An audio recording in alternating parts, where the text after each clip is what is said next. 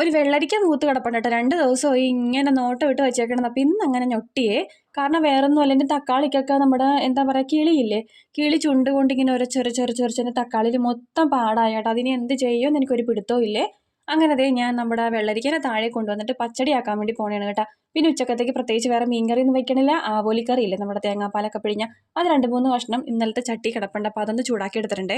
വെള്ളരിക്ക ഇത് ഉപ്പൊക്കെ ഇട്ട് അടുപ്പത്ത് വേവിക്കാനായിട്ട് വെച്ചിട്ടുണ്ടായിരുന്നു. അപ്പോൾ അതിനൊപ്പം തന്നെ ദേ തേങ്ങ അരപ്പും ചേർത്ത് കൊടുത്തിട്ടുണ്ട്. അതിനകത്തോട്ട് ചെറിയ ജീരകവും പച്ചമുളകിന് പകരം ഞാൻ 2 കാന്താരിമുളകാണ് ചേർത്ത് കൊടുത്തേക്കണത്. പിന്നെ കടുകും.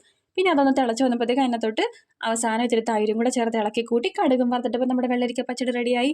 ഒപ്പം തന്നെ നമ്മുടെ കൊച്ചു ചാളയില്ലേ, അത് ഞാൻ അരപ്പൊക്കെ പൊത്തി വെച്ചിട്ടുണ്ടായിരുന്നു കേട്ടോ. അപ്പോൾ അതും കൂടെ വറുത്തെടുക്കുന്നുണ്ടേ. അങ്ങനത്തെ കറികളൊക്കെ ഏകദേശം റെഡിയായി. ഞാനപ്പോൾ പതിയെ ഒന്ന് അവിടെ നിന്ന് ക്ലീൻ ചെയ്തിട്ട് വേഗം തന്നെ ഇത്തിരി ചോറും കഴിച്ച് മേലും കഴുകിയിട്ട് ആമിക്കുട്ടിയുടെ സ്കൂൾ വരെ പോകണം. പിന്നെ 1-2 സ്ഥലത്തും കൂടെ പോകാനുണ്ട്. ആമി ഒന്ന് കറി എടുക്കാൻ മറന്നുപോയി. അപ്പോൾ അതൊന്ന് കൊണ്ടേ കൊടുക്കണം. അപ്പോൾ ദേ ഈ ഉപ്പ് ഞാൻ ആദ്യമായിട്ട് വാങ്ങാനാണ് കേട്ടോ.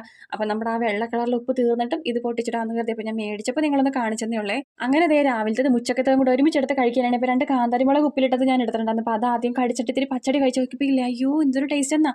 അങ്ങനെ ദേ വേഗം ഞങ്ങൾ റെഡിയായി ഇറങ്ങുകയാണ്. അപ്പോൾ ഈ ഡ്രസ്സിൻ്റെ ലിങ്ക് ഉണ്ടെങ്കിൽ ഞാൻ താഴെ ടാഗ് ചെയ്ത് കൊടുത്തേക്കാം. അപ്പോൾ അത്രയുള്ളൂ കേട്ടോ.